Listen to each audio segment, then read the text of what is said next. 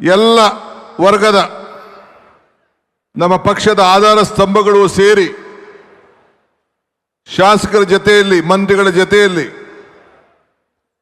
ಏನು ನಮ್ಮ ಕಾಂಗ್ರೆಸ್ ಧ್ವಜವನ್ನ ಸಿದ್ದರಾಮಯ್ಯನವರಿಗೆ ತಲುಪಿಸಿ ಅವರಿಂದ ನನಗೆ ಬಂದು ನಾನು ನಿಮ್ಮೆಲ್ಲರೂ ಕೂಡ ಏನು ಸೋನಿಯಾ ಗಾಂಧಿಯವರು ನನಗೆ ಮಾರ್ಚ್ 10ನೇ ತಾರೀಕು 2020ರಂದು ಕಾಂಗ್ರೆಸ್ ಪಕ್ಷದ ಅಧ್ಯಕ್ಷರಾಗಿ ನೇಮಕ ಮಾಡಿ ಆವತ್ತು ದಿನ ಇಂಥ ದೊಡ್ಡ ಸಭೆಯನ್ನ ನನ್ನ ಕೈಲಿ ಮಾಡೋಕ್ಕಾಗಲಿಲ್ಲ.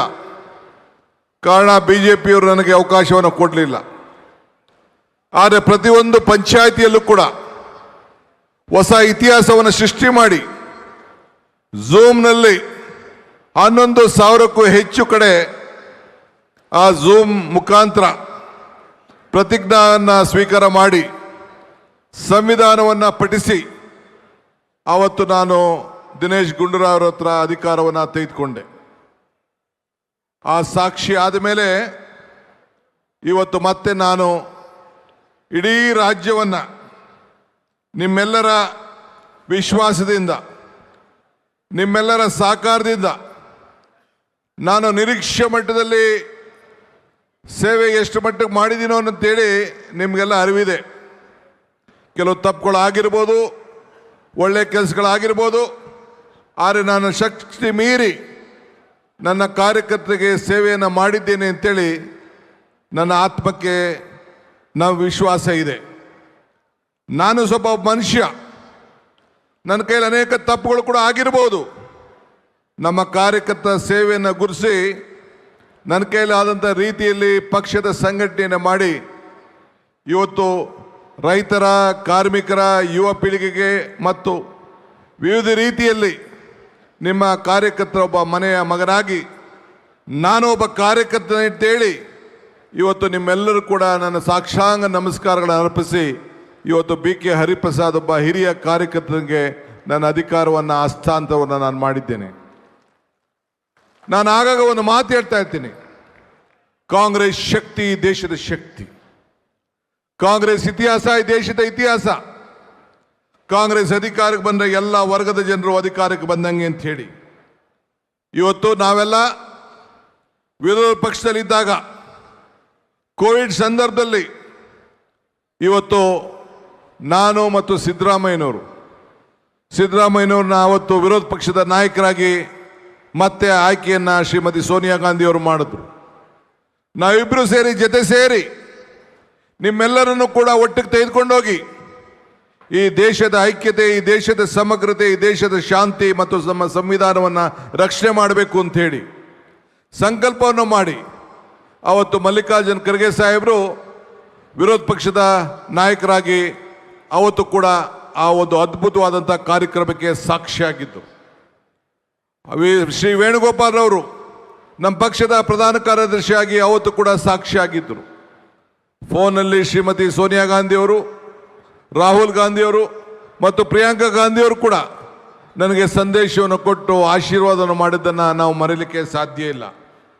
ಅಂಥ ಶುಭ ಗಳಿಗೆಯಲ್ಲಿ ಆ ಪ್ರತಿಜ್ಞೆಯನ್ನು ಸ್ವೀಕಾರ ಮಾಡಿ ಆವತ್ತು ಅಧಿಕಾರವನ್ನು ನಿಮ್ಮೆಲ್ಲರ ಸಮ್ಮುಖದಲ್ಲಿ ಪಡೆದೆ. ಕೋವಿಡ್ ಸಂದರ್ಭ ನಾವ್ಯಾರೂ ಮನೆಯಿಂದ ಹೊರಗಡೆ ಹೋಗ್ಲಿಕ್ಕಾಗಲಿಲ್ಲ.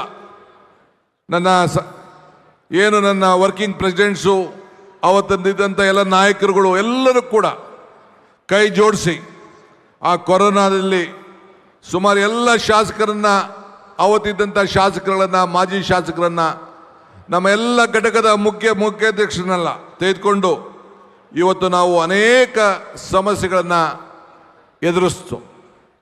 ಸಾವಿರಾರು ಜನಕ್ಕೆ, ಲಕ್ಷಾಂತರ ಜನಕ್ಕೆ ಫುಡ್ ಕಿಟ್ ಕೊಟ್ಟು ಬೆಲೆ ಕುಸಿಗೆ ಆಯ್ತಿತ್ತು. ದ್ರಾಕ್ಷಿ ಬೆಲೆ ಬೇರೆ 5 ರೂಪಾಯಿ ಆಗ್ತಿತ್ತು.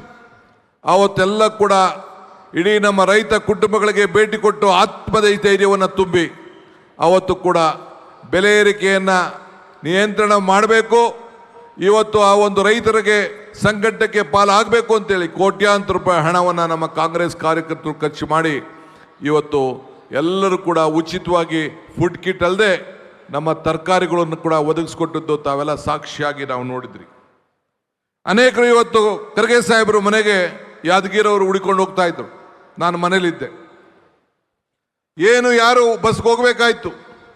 BJP ಸರ್ಕಾರ 700 ರೂಪಾಯಿ ಯಾದಗಿರಿಗೆ ಇದ್ದಂಥ ಬಸ್ ಚಾರ್ಜನ್ನು 3200 ರೂಪಾಯಿ ಕೊಡಬೇಕು, 3 ಕೊಡಬೇಕು ಅಂತೇಳಿ ಹೋಗಿ ಹೇಳ್ತಿದ್ರು. ಅವ್ರು ಬಂದು ನನ್ನನ್ನು ಭೇಟಿ ಮಾಡಿದ್ರು. ಅವತ್ತೊಬ್ಬ ನನ್ನ ಮಿತ್ರ ತಿಮ್ಮಯ್ಯ ನನ್ನ ಜೊತೆಲಿ ಕೂತಿದ್ದ. ನಾವೆಲ್ಲ ಸೇರಿ ಮಾತಾಡಿಕೊಂಡು ತಕ್ಷಣ ಸಿದ್ದರಾಮಯ್ಯನವ್ರ ಹತ್ರ ಮಾತಾಡಿದೆ. ಇನ್ನು ನನ್ನ ಅಧಿಕಾರದ ಹಸ್ತಾಂತರ ನನಗೆ ಅಫಿಷಿಯಲ್ ಆಗಿ ಆಗಿರಲಿಲ್ಲ.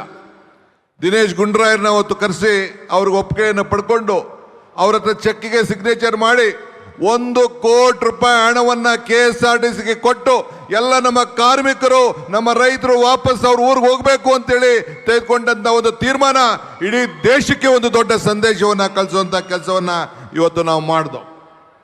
ಇಡೀ ದೇಶ ನಮ್ಮ ತೀರ್ಮಾನವನ್ನು ಒಪ್ತು. ಇವತ್ತು ತಾವೆಲ್ಲ ನೆನಪಿರ್ಬೋದು, ಆಕ್ಸಿಜನ್ನಲ್ಲಿ 36 ಜನ ಪಿಲಿ ಪಿಲಿ ಪಿಲಿ ಅಂತ ಹೇಳಿ ನಮ್ಮ ಜನ ಸತ್ರು. ನಾನು ಸಿದ್ದರಾಮಯ್ಯನವ್ರು ಇಬ್ಬರು ಓದೋ, ಟ್ರಯಲ್ ಮಾಡ್ದೋ, ಪರಿಸ್ಥಿತಿಯನ್ನು ನೋಡ್ದೋ, ವಿಧಾನಸಭೆಯಲ್ಲಿ ಚರ್ಚೆ ಮಾಡ್ದೋ. ಇವತ್ತು ಆದಂಥ ಅನ್ಯಾಯಕ್ಕೆ ಕೊಟ್ಟನ್ನ ಮಾತು ಕೊಟ್ಟು ಅಲ್ಲಿ ಇವತ್ತು ಏನು ಅವತ್ತು ಜನ ಸತ್ತಿದ್ರು ಅವರೆಲ್ಲರೂ ಕೂಡ ಮುಂದಿನ ದಿನ ನಾವು ನ್ಯಾಯವನ್ನು ಒದಗಿಸ್ಕೊಡ್ತೇವೆ ಅಂತೇಳಿ ಮಾತು ಕೊಟ್ಟು ಇವತ್ತು ಶರಣ್ ಪ್ರಕಾಶ್ ಮಂತ್ರಿಗಳು ಇಲ್ಲೇ ಇದ್ದಾರೆ, ವೆಂಕಟೇಶ್ ಅವರು ಇಲ್ಲೇ ಇದ್ದಾರೆ.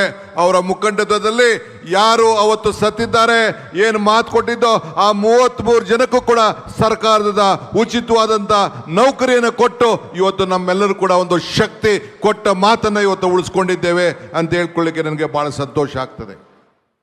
ಹಿಂಗೆ ಇಡೀ ರಾಜ್ಯದ ಜನತೆ ನಮ್ಮ ಪ್ರತಿಯೊಂದು ಹೆಜ್ಜೆಯನ್ನು ಕೂಡ ನೋಡಿದ್ರು. ಕೃಷಿ ಕಾಯ್ದೆ ಬಂತು. ಕೇಂದ್ರ ಸರ್ಕಾರ ಕೃಷಿ ಕಾಯ್ದೆಯನ್ನು ನಮ್ಮೆಲ್ಲರ ಹೋರಾಟದಲ್ಲಿ ಬೆಂಗಳೂರಿನಲ್ಲೂ ಕೂಡ ಹೋರಾಟವನ್ನು ಮಾಡಿ ವಾಪಸ್ ತೆಗೆದುಕೊಳ್ಬೇಕಾದಂಥ ಒಂದು ಪರಿಸ್ಥಿತಿ ಅನಿವಾರ್ಯತೆಯನ್ನು ಬಂತು. ಇಂದಿನ ಬೆಲೆ ಏರಿಕೆ, ಎತ್ತಿನಗಾಡಿನಲ್ಲಿ ಮೆರವಣಿಗೆ, ಸೈಕಲ್ ಜಾಥಾ, ಟಾಂಗಾ ಜಾಥಾ ಇವೆಲ್ಲ ಕೂಡ ಮಾಡಿ ಇವತ್ತು ಅನೇಕ ಹೋರಾಟಗಳನ್ನು ಮಾಡಿ ಆವತ್ತಿನ ಕಾಲದಲ್ಲಿ 2 ಮಂತ್ರಿಗಳು ಕೂಡ ರಾಜೀನಾಮೆಯನ್ನು ಕೊಡಿಸ್ಬೇಕಂತ ಅನಿವಾರ್ಯತೆ ಕೂಡ ಬಂತು. ರಾಷ್ಟ್ರಧ್ವಜ ಅಪಮಾನ ಮಾಡಿದಂಥ ಈಶ್ವರಪ್ಪನವ್ರಿಗೂ ಕೂಡ ನಾವು ರಾಜೀನಾಮೆ ಕೊಡಿಸ್ಬೇಕಂತ ಒಂದು ಪರಿಸ್ಥಿತಿ ತಾವೆಲ್ಲ ನೋಡಿದ್ರಿ. PSIನಲ್ಲಿ ಆಕ್ರಮಣ, ಸೋನಿಯಾ ಗಾಂಧಿ ಅವ್ರ ವಿರುದ್ಧ ಕೊಟ್ಟಂಥ ಕಿರುಕುಳ, ಇವತ್ತು ರಾಹುಲ್ ಗಾಂಧಿ ಅವರಿಗೆ ಮಾಡಿದಂಥ ಅನೇಕ ಖಂಡನೆಯ ಪ್ರತಿಭಟನೆ, ಇವತ್ತು ನಮ್ಮ ಸಂಸತ್ ಸದಸ್ಯರನ್ನೆಲ್ಲ ವಿರೋಧ ಪಕ್ಷದವರು ನಮ್ಮನ್ನ ವಜಾ ಮಾಡಿ ಅವ್ರಿಗೆ ಮಾಡಿದಂಥ ಅವಮಾನ, ಇದೆಲ್ಲದೂ ಕೂಡ ಗಮನದಲ್ಲಿಟ್ಕೊಂಡು ನಾವು ಹೋರಾಟವನ್ನು ಮಾಡಿದೆವು. ಬಂಧುಗಳೇ, ಈ ದೇಶದಲ್ಲಿ ನೀವು ಕೂಡ ಇತಿಹಾಸವನ್ನು ಸೃಷ್ಟಿಸಿದ್ದೀರಿ. 75 ಲಕ್ಷ ಕಾಂಗ್ರೆಸ್ ಪಕ್ಷದ ಸದಸ್ಯರನ್ನಾಗಿ ಜವಾಹರ್ಲಾಲ್ ನೆಹರು ಅವರ 75 ವರ್ಷದ ಏನು ಒಂದು ಆಚರಣೆ ಇತ್ತು, ನಮ್ಮ ಕಾಂಗ್ರೆಸ್ ಪಕ್ಷದ ಆಚರಣೆ ಇತ್ತು, ಸ್ವಾತಂತ್ರ್ಯ ಆಚರಣೆ ಇತ್ತು. ಅವರ ಹುಟ್ಟಿದ ಹಬ್ಬ ಮೆಂಬರ್ಶಿಪ್ ಡ್ರೈವನ್ನು ಮಾಡಿ ಇಡೀ ದೇಶಕ್ಕೆ ಒಂದು ದೊಡ್ಡ ಸಂದೇಶವನ್ನು ಕಟ್ಟಿ 75 ಲಕ್ಷದ ಮೆಂಬರನ್ನು ತಾವೆಲ್ಲ ಮಾಡಿದ್ರಿ. ಇದು ಈ ದೇಶದಲ್ಲಿ ಒಂದು ಇತಿಹಾಸ. ಈ ದೇಶದಲ್ಲಿ ಇತಿಹಾಸ.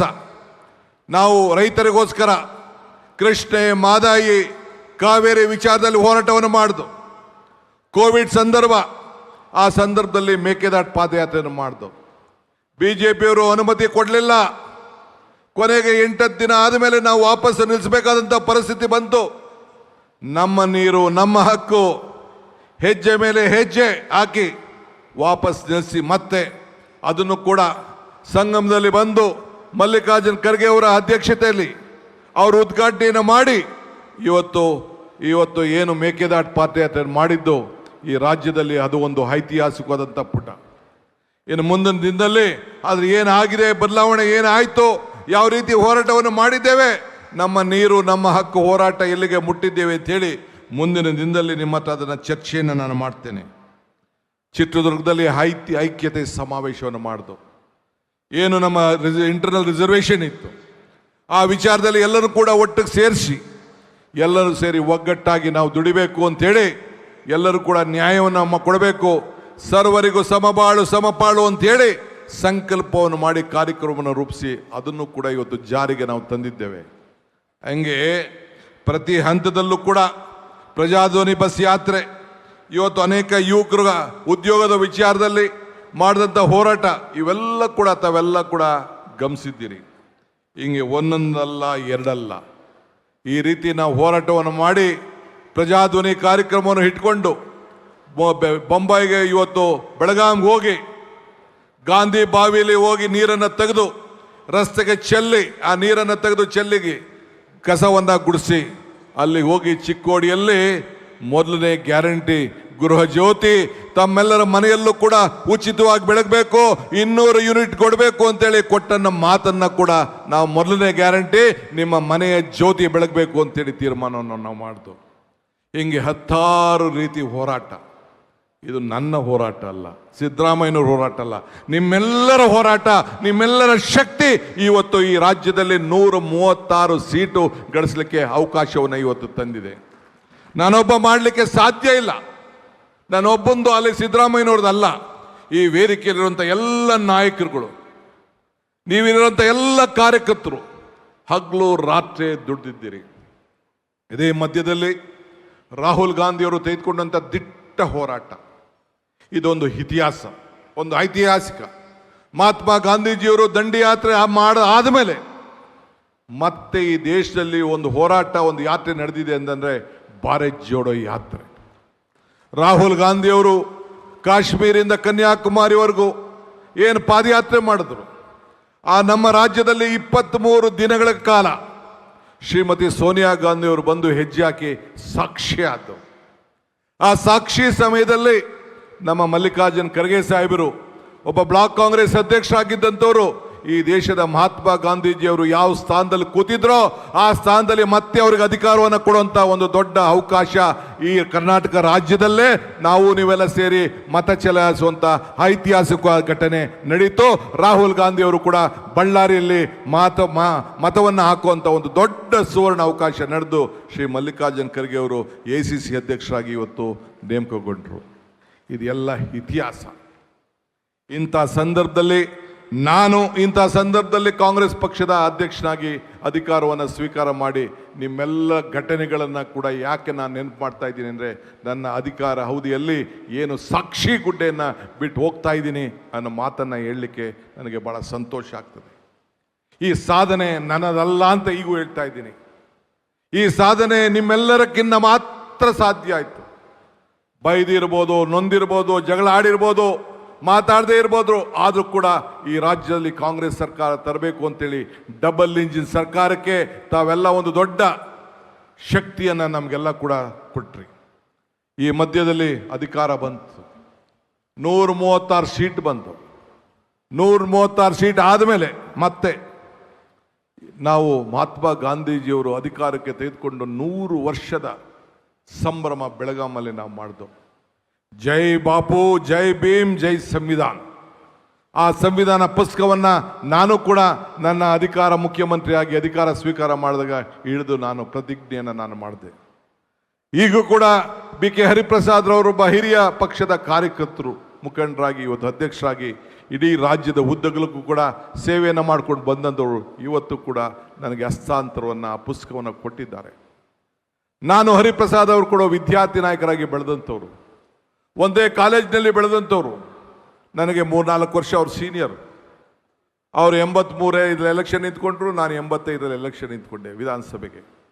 ಅವರು ವಿದ್ಯಾರ್ಥಿ ನಾಯಕರಾಗಿ ಬೆಳೆದರು, ನಾನು ಕೂಡ ವಿದ್ಯಾರ್ಥಿ ನಾಯಕರಾಗಿ ಬೆಳೆದು ಇವತ್ತು ಒಬ್ಬ ಇಷ್ಟಾವಂತ ಒಬ್ಬ ಕಾರ್ಯಕರ್ತನಿಗೆ, ಒಬ್ಬ ವಿದ್ಯಾರ್ಥಿ ನಾಯಕನಿಗೆ, ಇವತ್ತು ಇಡೀ ದೇಶವನ್ನು ಸಂಘಟನೆ ಮಾಡಿದಂಥ ಒಬ್ಬ ನಾಯಕರಿಗೆ ಹಸ್ತಾಂತರ ಮಾಡೋದು ನನಗೂ ಕೂಡ ಒಂದು ದೊಡ್ಡ ಸಮಾಧಾನ ಇವತ್ತು ತಂದಿದೆ. ಇವತ್ತು ನಾನು ಈ ಮಧ್ಯದಲ್ಲಿ ಎಲ್ಲ ವರ್ಗದ ಜನರನ್ನು, ಇವತ್ತು ಮೀನುಗಾರರನ್ನ, ಲಂಬಾಣಿ ಜನಾಂಗನ, ದೌದಾಯ ಸಮಾಜರನ್ನ, ನೇಕಾರರನ್ನ, ತಿಗಳ ಶಕ್ತಿಯ ಸಮಾಜರನ್ನ, ಮಡಿವಾಳದವ್ರನ್ನ, ಗಾಣಿಗರನ್ನ, ಉಪ್ಪಾರರನ್ನ ಎಲ್ಲನೂ ಕೂಡ ಇವತ್ತು ನಾನು ಭೇಟಿಯನ್ನು ಮಾಡಿದ್ದೇನೆ. ಅವರ ಸಮಸ್ಯೆಯನ್ನು ಕೇಳಿದ್ದೇನೆ, ರೈತರ ಸಮಸ್ಯೆ ಕೇಳಿದ್ದೇನೆ, ಕಾರ್ಮಿಕರ ಸಮಸ್ಯೆ ಕೇಳಿದ್ದೇನೆ, ಆಟೋವನ್ನು ನಡೆಸ್ತಾ ಇರೋಂಥವ್ರು, ಡ್ರೈವರು, ಬೀದಿ ಬದಿ ವ್ಯಾಪಾರದವರು, ಎಲ್ಲ ವರ್ಗದ ಜನರನ್ನು ಕೂಡ ಭೇಟಿಯನ್ನು ಮಾಡಿದ್ದೇನೆ.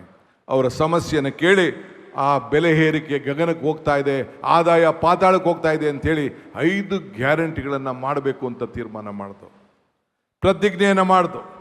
ಶ್ರೀಮತಿ ಪ್ರಿಯಾಂಕಾ ಗಾಂಧಿ ಅವ್ರನ್ನ ಆಹ್ವಾನಿಸಿದೆ. ಬಂದು ಅವರು ಪ್ಯಾಲೇಸ್ನಲ್ಲಿ ಸುಮಾರು 50,000ಕ್ಕೂ 60,000ಕ್ಕೂ ಹೆಚ್ಚು ಮಂದಿಯಲ್ಲಿ ಬಂದು ಈ ಒಂದು ಗೃಹಲಕ್ಷ್ಮಿ ಯೋಜನೆಯನ್ನು ಇವತ್ತು ಚಾಲನೆಗೆ ಕೊಟ್ಟರು. ಅವ್ರು ಹೇಳಿದ್ರು, ಡಿ ಕೆ ಇದು ಮಾತ್ರ ಉಳ್ಕೊಳ್ಬಾರ್ದು, ನೀನು ಸಿದ್ದರಾಮಯ್ಯನವರಿಬ್ಬರು ನನ್ನ ಮುಂದೆ ಆ ಗ್ಯಾರಂಟಿ ಚೆಕ್ಗೆ ನೀವು ಸೈನ್ ಹಾಕಬೇಕು ಅಂತ ಹೇಳಿದ್ರು. ನಾನು ಸಿದ್ದರಾಮಯ್ಯನವರು ಅದಕ್ಕೆ ಸೈನ್ ಹಾಕ್ದೋ, ಆ ಸೈನನ್ನು ಮನೆಗೆ ತಲುಪಿಸೋ. ಇವತ್ತು 1,21,00,000 ಮಹಿಳೆಯರಿಗೆ, ಮನೆ ಯಜಮಾನರಿಗೆ ಇವತ್ತು ಹಣ ತಲುಪ್ತಾ ಇದೆ ಅಂತಂದ್ರೆ ಇಡೀ ರಾಷ್ಟ್ರಕ್ಕೆ ಒಂದು ದೊಡ್ಡ ಸಂದೇಶ. ಇದು ನನ್ನ ಕಾರ್ಯಕ್ರಮ ಅಲ್ಲ, ಇದು ಜನರ ಭಾವನೆ. ಯುವಕರ ಮೇಲೆ, ವಿದ್ಯಾರ್ಥಿ ಮೇಲೆ ನಂಬಿಕೆ. ಜನ ನಗ್ತಾ ಇದ್ರು.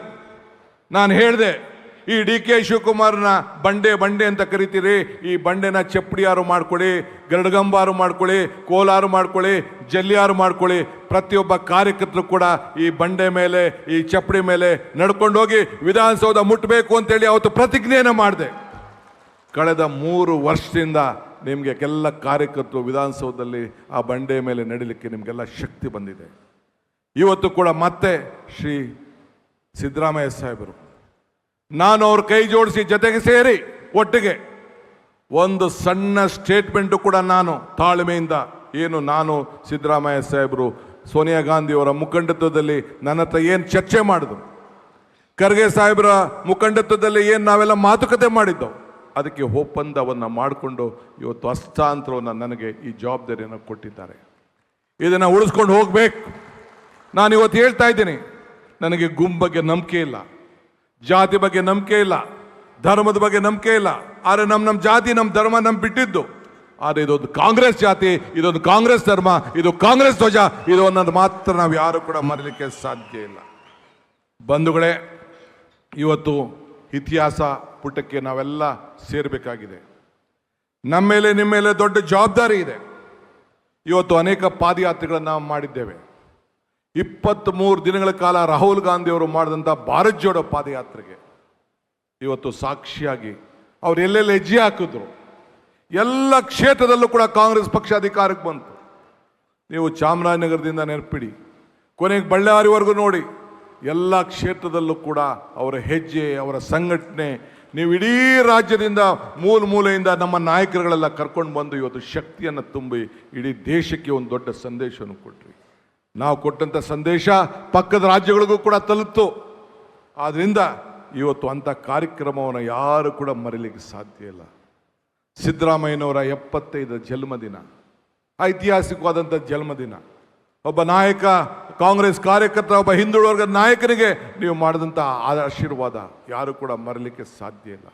ಅದಾದ ಮೇಲೆ 75ನೇ ವರ್ಷದ ಈ ದೇಶದ ಸ್ವಾತಂತ್ರ್ಯದ ಸಂಭ್ರಮ, ಎಂಥ ಸಂಭ್ರಮ! ಸ್ವಾತಂತ್ರ್ಯ ದಿನಾಚರಣೆ, ಸ್ವಾತಂತ್ರ್ಯ ದಿನ ನಡೆಗೆ ಸುಮಾರು 4 ಲಕ್ಷ ಜನ ಈ ಮಕ್ಕಳು, ವಿದ್ಯಾರ್ಥಿಗಳು, ಹಿರಿಯರು ಇವತ್ತು ನಡೆದು ಅವತ್ತು ಟ್ರೈನಲ್ಲೇ 3,72,000 ಜನ ಮೆಟ್ರೋನಲ್ಲಿ ಪ್ರವಾಸ ಮಾಡಿ ಆ ಸ್ವಾತಂತ್ರ್ಯದ ನಡಿಗೆ ಇದೆಯಲ್ಲ, ಈ ದೇಶದಲ್ಲಿ ಮತ್ತೊಂದು ಇತಿಹಾಸ ಅಂತ ಹೇಳಲಿಕ್ಕೆ ನನಗೊಂದು ಭಾಳ ಸಂತೋಷ ಆಗ್ತದೆ. ಬಂಧುಗಳೇ, ಇನ್ನು ಹೆಚ್ಚಿಗೆ ಹೇಳುವಂಥದ್ದು ಇಲ್ಲ. ಈ ದೇಶದಲ್ಲಿ ನನಗೆ ಜವಾಬ್ದಾರಿಯನ್ನು ಕೊಟ್ಟಿದ್ದೀರಿ. ಈ ರಾಜ್ಯದಲ್ಲಿ ನನಗೆ ಜವಾಬ್ದಾರಿಯನ್ನು ಪಕ್ಷ ಕೊಟ್ಟಿದೆ. ಈ ರಾಜ್ಯವನ್ನು ಮುನ್ನಡೆಸಲಿಕ್ಕೆ ನೀವೆಲ್ಲ ಅವಕಾಶವನ್ನು ನಮ್ಮ ಪಕ್ಷ ಕೊಟ್ಟಿದೆ. ನನ್ನ ಮೇಲೆ ನೀವು ಮತ್ತು ನಮ್ಮ ರಾಷ್ಟ್ರೀಯ ನಾಯಕರುಗಳು ಎಲ್ಲ ಸೇರಿ ವಿಶ್ವಾಸವನ್ನು ಇಟ್ಟಿದ್ದೀರಿ. ಇವತ್ತು 6 ಗ್ಯಾರಂಟಿಗಳನ್ನು, 5 ಗ್ಯಾರಂಟಿಗಳನ್ನು ನಡೆಸ್ಕೊಂಡು ಬಂದಿದ್ದೇವೆ. ಯಾವ ಕಾರಣಕ್ಕೂ ನಮ್ಮ ಗ್ಯಾರಂಟಿಯನ್ನು ಯಾರು ಕೂಡ ನಿಲ್ಲಿಸಲಿಕ್ಕೆ ಸಾಧ್ಯ ಇಲ್ಲ, ನಾವು ಕೂಡ ನಿಲ್ಲಿಸೋದಿಲ್ಲ ಅನ್ನೋ ಮಾತನ್ನು ಈ ಸಂದರ್ಭ ಹೇಳಲಿಕ್ಕೆ ನಾನು ಬಯಸ್ತಾ ಇದ್ದೇನೆ.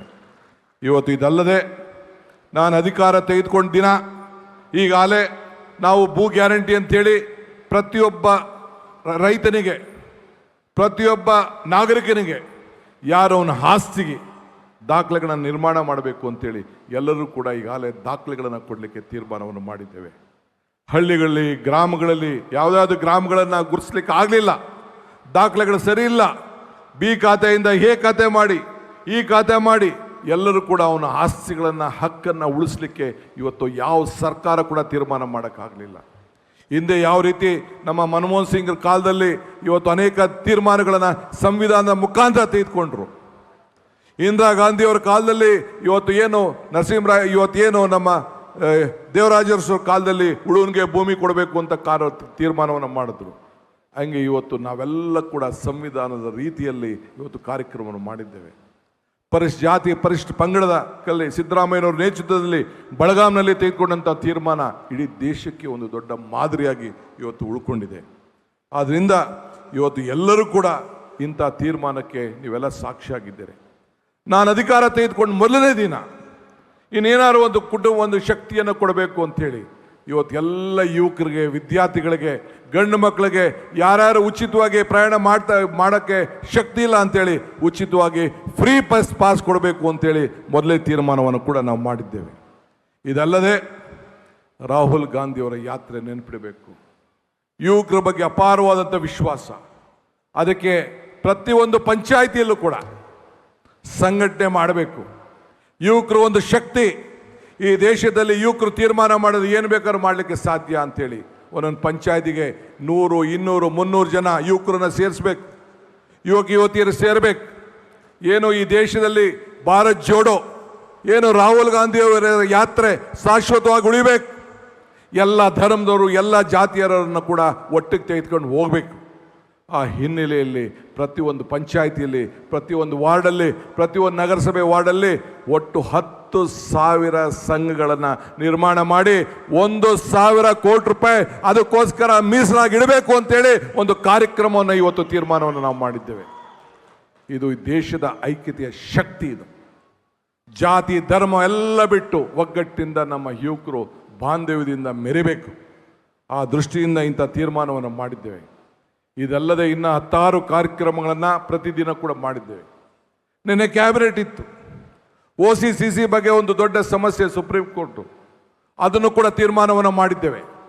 ಇದಲ್ಲದೆ ಇವತ್ತು ಒಂದು ಹೊಸ ಇಲಾಖೆ, ಎಲ್ಲರೂ ಕೂಡ ಯಾರ್ಯಾರು ಹೋರಾಟವನ್ನು ಮಾಡ್ತಾ ಇದ್ದಾರೆ ಅವರೆಲ್ಲರೂ ಕೂಡ ಪ್ರಜಾ ಸೇವೆ, ಎಲ್ಲರೂ ಕೂಡ ಪಬ್ಲಿಕ್ ಗ್ರೀವೆನ್ಸಸ್ ಏನಿದೆ, ನಿಮ್ಮ ಸಮಸ್ಯೆಗಳೇನಿದೆ, ಯಾವುದೇ ಒಬ್ಬ ಸಮಸ್ಯೆ ಏನಿದೆ ಅದಕ್ಕೊಂದು ಪ್ರತ್ಯೇಕವಾದಂಥ ಇಲಾಖೆಯನ್ನು ಮಾಡಿ ಅದಕ್ಕೆ ಮಂತ್ರಿಯನ್ನು ನೇಮಕವನ್ನು ಮಾಡುವಂಥ ಒಂದು ಐತಿಹಾಸಿಕ ತೀರ್ಮಾನವನ್ನು ಇವತ್ತು ನಾವು ಮಾಡಿದ್ದೇವೆ.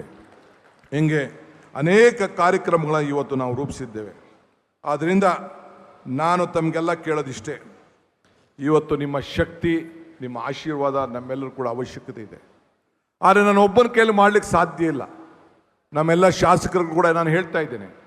ಇವತ್ತು ನಾನು ಮಂತ್ರಿಗಳಿಗೆ ಸಂಪುಟದಲ್ಲಿ ಹೇಳಿದ್ದೇನೆ, ಎಲ್ಲ ಮಂತ್ರಿಗಳು, ಜಿಲ್ಲಾ ಮಂತ್ರಿಗಳು ಕನಿಷ್ಠ ವಾರಕ್ಕೊಂದಿನ ಪ್ರತಿಯೊಬ್ಬ ಮಂತ್ರಿ ಕೂಡ ಪ್ರತಿ ತಾಲೂಕು ಕೂಡ ಭೇಟಿಯನ್ನು ಕೊಟ್ಟು ಈ ಅಹವಾಲನ್ನು ಸ್ವೀಕಾರ ಮಾಡಿ ಪ್ರಜೆಗಳ ಸೇವೆಯನ್ನು ಮಾಡಬೇಕು, ಅವರ ಅಹವಾಲನ್ನು ಸ್ವೀಕರಿಸಬೇಕು, ಅವರ ಸ್ಪಂದಿಸಬೇಕು ಅಂತೇಳಿ ಈಗಾಗಲೇ ನಾನು ಮನವಿಯನ್ನು ಕೂಡ ನಾನು ಮಾಡಿದ್ದೇನೆ.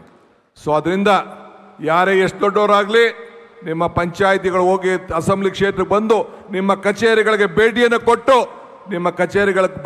ನಿಮ್ಮ ಅಹವಾಲನ್ನು ಸ್ವೀಕಾರ ಮಾಡಿ ನಿಮಗೆ ಶಕ್ತಿ ತುಂಬುವಂಥ ಕೆಲಸವನ್ನು ನನ್ನ ಸಹೋದ್ಯೋಗಿಗಳು ಮಾಡ್ತಾರೆ ಅನ್ನೋ ಆತ್ಮವಿಶ್ವಾಸ ನನಗಿದೆ. ಏಕೆಂದರೆ ನಿಮಗೆ ಶಕ್ತಿ ಕೊಟ್ಟರೆ ನಮಗೆ ಶಕ್ತಿ, ನೀವು ಶಕ್ತಿಯಾಗಿದ್ದರೆ ನಾವು ಶಕ್ತಿಯಾಗಿರ್ತೇವೆ. ಹಂಗೆ ಅದ್ರ ಜೊತೆಗೆ ಇವತ್ತು ನಮಗೆ ಕಾಂಗ್ರೆಸ್ ಕಚೇರಿ ಅಂದರೆ ಒಂದು ದೇವಸ್ಥಾನ.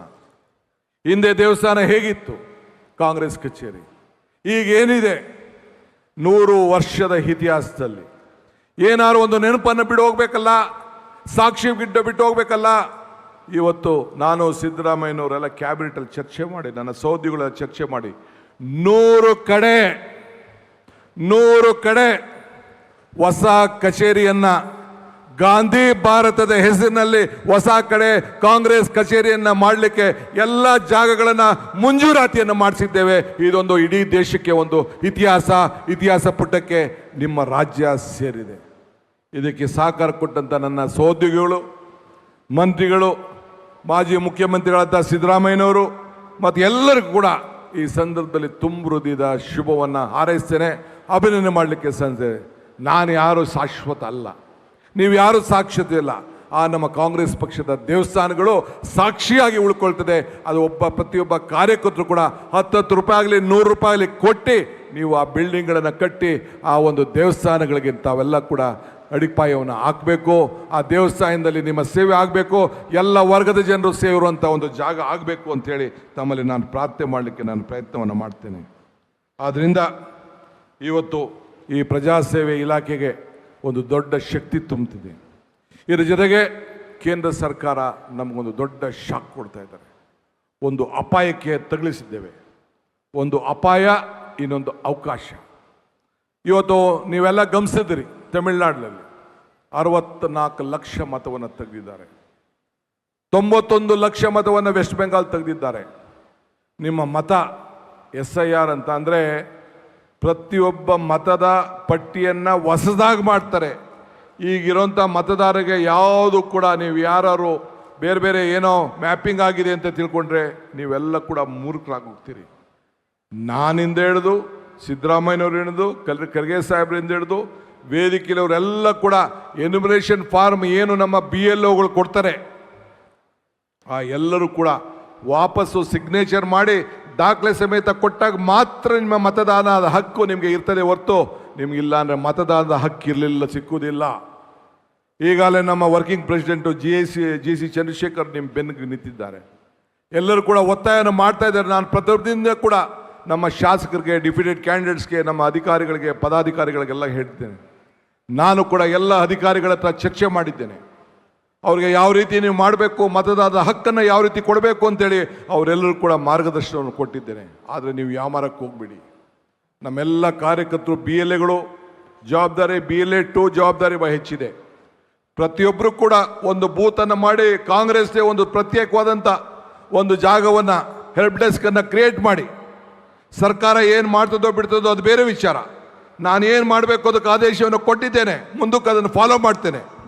ಎಲ್ಲ ನಮ್ಮ ಮಂತ್ರಿಗಳು ಕೂಡ ಪ್ರತಿಯೊಂದು ಕ್ಷೇತ್ರಕ್ಕೂ ಹೋಗಿ ಇದ್ರ ಬಗ್ಗೆ ಜಾಗೃತಿ ಮೂಡಿಸಬೇಕು ಅಂತೇಳಿ ತಿಳಿಸಿದ್ದೇನೆ. ಆ ಕೆಲಸವನ್ನು ಮಾಡ್ತೇನೆ. ಮುಂದಕ್ಕೆ ನೀವೆಲ್ಲ ರಾಜಕಾರಣ ಮಾಡಬೇಕು, ನಿಮ್ಮ ಮತವನ್ನು ಉಳ್ಕೊಳ್ಬೇಕು, ಬಡವ್ರನ್ನ ಕಾಪಾಡಬೇಕು, ಹೊರಗಡೆ ಯಾರ್ಯಾರು ಹೋಗಿದ್ದಾರೆ, ಉದ್ಯೋಗಕ್ಕೆ ಹೋಗಿದ್ದಾರೆ ಅವನ್ನೆಲ್ಲ ಉಳಿಸ್ಕೊಳ್ಬೇಕು. ಇದೆಲ್ಲ ಕೂಡ ಗಮನದಲ್ಲಿ ಇಟ್ಕೊಂಡು ತಾವು ಪ್ರತಿಯೊಬ್ಬ ಮತದಾನದ ಹಕ್ಕನ್ನು ತಾವು ಕಾಪಾಡಬೇಕು. ಯಾರಿಗೆ ಮತ ಇಲ್ಲ ಅವಕಾಶ ಸಿಗುವುದಿಲ್ಲ, ಯಾರಿಗೆ ಮತ ಇಲ್ಲ ಗ್ಯಾರಂಟಿ ಸಿಗುವುದಿಲ್ಲ, ಯಾರಿಗೆ ಮತ ಇಲ್ಲ ಪೆನ್ಷನ್ ಸಿಗುವುದಿಲ್ಲ. ಇದನ್ನು ತಾವು ಗಮನದಲ್ಲಿ ಇಟ್ಕೊಳ್ಬೇಕು. ಈಗಾಗಲೇ ಬೇರೆ ಬೇರೆ ರಾಜ್ಯದಲ್ಲಿ, ಬಿಹಾರಲ್ಲಿ, ಬೇರೆ ಬೇರೆ ಅಸ್ಸಾಂನಲ್ಲಿ, ಬೇರೆ ಬೇರೆ ರಾಜ್ಯದಲ್ಲಿ ಯಾರ್ಯಾರಿಗೆ ಮತ ಇಲ್ಲ ಅವರೆಲ್ಲರೂ ಕೂಡ ಈ ಸ್ಕೀಮ್ಗಳನ್ನು ಕೊಡ್ತಾ ಇರೋಂಥ ಸರ್ಕಾರಿ ಸೌಲಭ್ಯಗಳನ್ನು ನಿಲ್ಲಿಸಿದ್ದಾರೆ. ಇದು ತಾವೆಲ್ಲ ಮನಸ್ಸಿನಲ್ಲಿ ಇಟ್ಕೊಳ್ಬೇಕು. ಸೊ ನಮ್ಮ ಮೇಲೆ ಅಪಾರವಾದ ವಿಶ್ವಾಸ ಇದೆ. ನಾವೇನು ಕೂಡ ಸಂವಿಧಾನದ ಮುಖಾಂತರ ನಮ್ಮ ಸರ್ಕಾರ ಇದ್ದಾಗ, UPA ಇದ್ದಾಗ, ಹಿಂದೆ ಕಾಂಗ್ರೆಸ್ ಸರ್ಕಾರ ಇದ್ದಾಗ ಬೇಕಾದ ಶಕ್ತಿಯನ್ನು ತುಂಬಿಕೊಂಡು ಕೊಟ್ಟಿದ್ದೇವೆ. ಅದೇ ರೀತಿ ಇವತ್ತು ತಾವೆಲ್ಲ ಕೂಡ ಮತದಾನದ ಹಕ್ಕನ್ನು ತಾವು ಕೊಡಬೇಕು. ಇವತ್ತು ಕಳೆದ 3 ವರ್ಷ ನಮ್ಮ ರಾಜ್ಯದಲ್ಲಿ ಸಿದ್ದರಾಮಯ್ಯ ಸಾಹೇಬರು ಕೊಟ್ಟಂಥ ಆಡಳಿತ, ಮಾರ್ಗದರ್ಶನ, ಶಕ್ತಿ ಇಡೀ ದೇಶಕ್ಕೆ ಒಂದು ದೊಡ್ಡ ಮಾದರಿಯಾಗಿ ನಮ್ಮ ಕಾರ್ಯಕ್ರಮಗಳನ್ನು ನಾವೆಲ್ಲ ರೂಪಿಸಿದ್ದೇವೆ. ಇದು ನಾವೆಲ್ಲ ಒಗ್ಗಟ್ಟಿನಿಂದ ನಾವೆಲ್ಲ ಕೆಲಸವನ್ನು ಮಾಡಿದ್ದೇವೆ. ಇವತ್ತು ಹರಿಪ್ರಸಾದ್ರವ್ರಿಗೆ, ಇವತ್ತು ನಿಮ್ಮೆಲ್ಲರ ಏನು ನೀವು ಇಷ್ಟು ದಿನ ಈ ಬಾವುಟವನ್ನು ಹಿಡ್ದಿದ್ರಿ, ಬರೀ DK ಶಿವಕುಮಾರ್ ಬಾವುಟ ಹಿಡಿಲಿಲ್ಲ. ನಾನು ಅವತ್ತು ದೀಪವನ್ನು ಹಚ್ಚಬೇಕಾದ್ರೆ ಸೇವಾದಳು, ಯೂತ್ ಕಾಂಗ್ರೆಸ್ಸು, ಮಹಿಳಾ ಕಾಂಗ್ರೆಸ್ಸು, ಹಿರಿಯರು ಎಲ್ಲರೂ ಸೇರಿ ಒಟ್ಟಿಗೆ ಈ ಬಾವುಟವನ್ನು ಅವತ್ತು ದೀಪವನ್ನು ಹಚ್ಚಿದ್ದು. ಹಂಗೆ ಇವತ್ತು ಈ ಬಾವುಟ ಇಡೀ ರಾಜ್ಯದ ಉದ್ದಗಲಕ್ಕೂ ಕೂಡ ಹೋರಾಟವನ್ನು ಮಾಡಿ ನಿಮ್ಮೆಲ್ಲ ಪ್ರತಿನಿಧಿಗಳು ಇವತ್ತು ಬಂದು ಈ ಬಾವುಟವನ್ನು ಪಟ್ಟು ಸಿದ್ದರಾಮಯ್ಯರ ಮುಖಾಂತರ ನನಗೆ ಬಂದು ಇವತ್ತು ಹರಿಪ್ರಸಾದ್ ಅವ್ರಿಗೆ ಕೊಟ್ಟಿದ್ದೇನೆ. ಎಂಥ ಸಂದರ್ಭ, ಎಂಥ ಸುವರ್ಣ ಅವಕಾಶ, ಎಂಥ ವಿಚಾರಕ್ಕೆ ತಾವು ಸಾಕ್ಷಿಯಾಗಿದ್ದೀರಿ. ಆದ್ದರಿಂದ ಹರಿಪ್ರಸಾದ್ ಅವರು ಕೂಡ ನಾನು ಕೇಳ್ಕೊಳ್ಳೋದು ಇಷ್ಟೇ, ಇಡೀ ಸರ್ಕಾರ ನಿಮ್ಮ ಜೊತೆಲಿ ಇರ್ತದೆ, ಇಡೀ ಪಕ್ಷ ನಿಮ್ಮ ಜೊತೆಲಿ ಇರ್ತದೆ.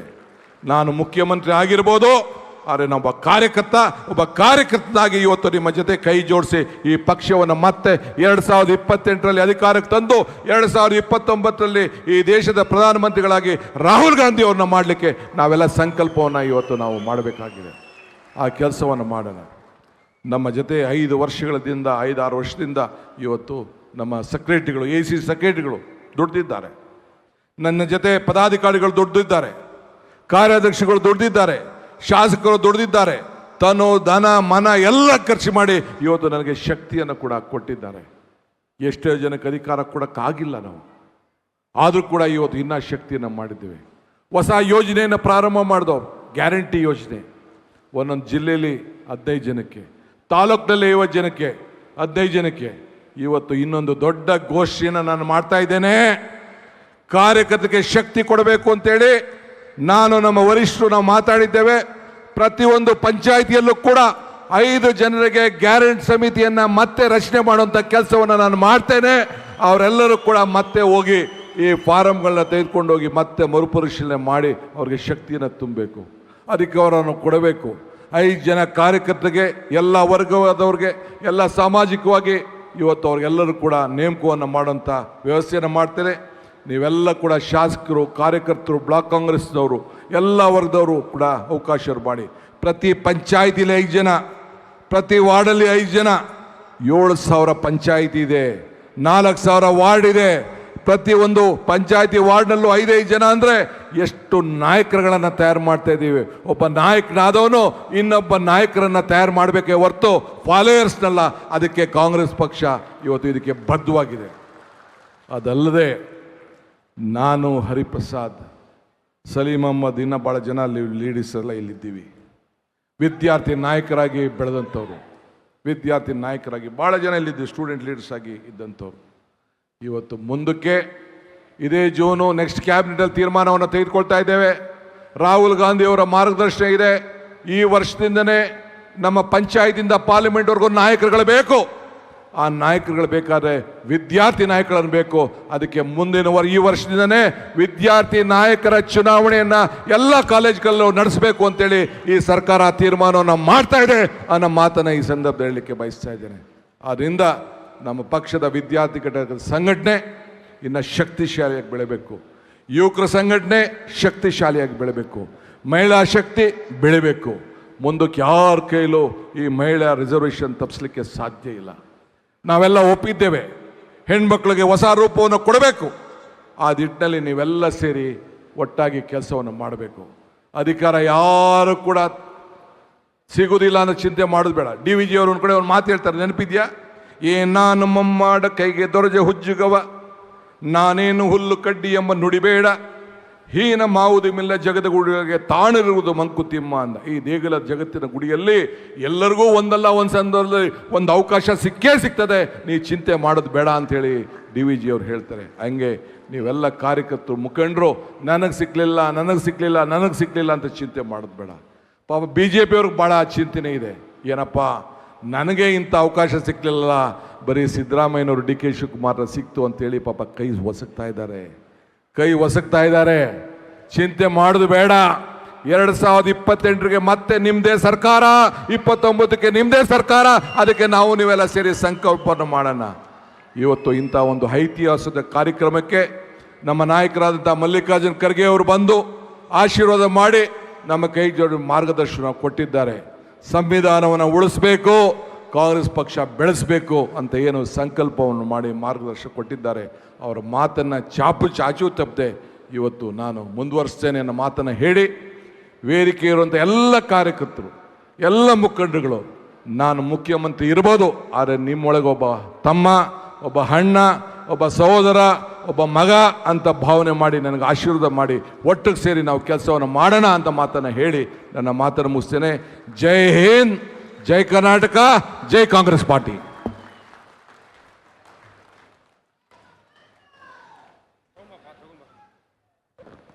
ಸನ್ಮಾನ್ಯ ಮಾಜಿ KPCC ಅಧ್ಯಕ್ಷರು ಹಾಗೂ ಜನಪ್ರಿಯ ಮುಖ್ಯಮಂತ್ರಿಗಳಿಗೆ ಧನ್ಯವಾದಗಳು ಹೇಳ್ತಾ, ಅವರಿಗೂ ಮತ್ತು ಸುರ್ಜೇವಾಲಾ ಸಾಹೇಬರಿಗೆ ಒಂದು KPCC ವತಿಯಿಂದ ಒಂದು ನೆನಪಿನ ಕಾಣಿಕೆಯನ್ನು ನೀಡ್ತಾ ಇದ್ದೇವೆ.